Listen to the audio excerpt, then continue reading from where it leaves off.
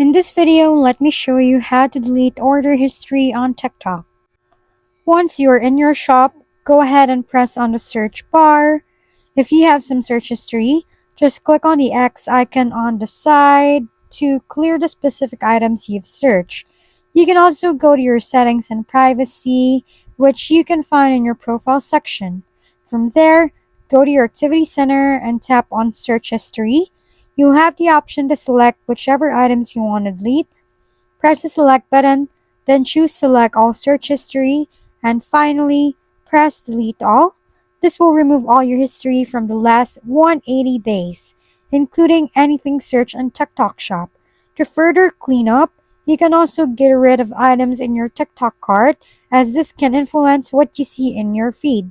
Simply select the items you no longer want, swipe right, press delete.